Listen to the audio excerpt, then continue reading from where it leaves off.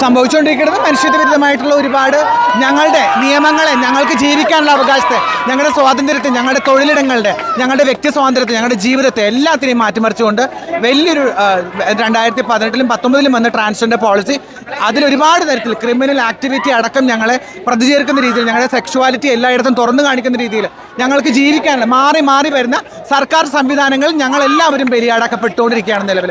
ഞങ്ങൾക്കിവിടെ ജീവിക്കേണ്ടേ, ഞങ്ങൾക്കിവിടെ ഞങ്ങളുടെ റൈറ്റ്സ് ഇല്ലേ? ഞങ്ങളെല്ലാ ആൾക്കാരുടെ മുമ്പിൽ, ഡോക്ടറിൻ്റെയും അതുപോലെ പോലീസുകാരുടെ മുമ്പിലൊക്കെ ഞങ്ങൾ തുണിയഴിച്ച് കാണിച്ചു കൊടുക്കണോ? അതൊന്നും ഇവിടെ നടക്കില്ല. ഞങ്ങളുടെ ജീവിതത്തിന് ഞങ്ങൾക്ക് റൈറ്റ്സ് ഉണ്ട്.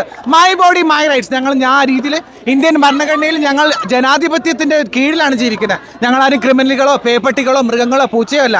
മനുഷ്യത്വരഹിതമായി ഞങ്ങൾക്കെതിരെ നടത്തുന്ന ഇത്തരത്തിലുള്ള നിയമപരമായിട്ടുള്ള ചൂതാട്ടങ്ങൾക്കെതിരെ, അക്രമവാസനകൾക്കെതിരെ ഞങ്ങൾ നിയമം കൊണ്ട് ഞങ്ങളെ ബലിയാടാക്കി എവിടെയെങ്കിലും അക്ഷമരായി നിരുത്സാഹപ്പെടുത്തി ഏതെങ്കിലും മൂലയ്ക്ക് അടിച്ചിരുത്തുന്ന ഗവൺമെന്റിനെതിരെ, കേന്ദ്ര ഗവൺമെന്റിനെതിരെയാണ് ഞങ്ങൾ ശക്തമായി ശബ്ദിക്കൊണ്ടിരിക്കുന്നത്.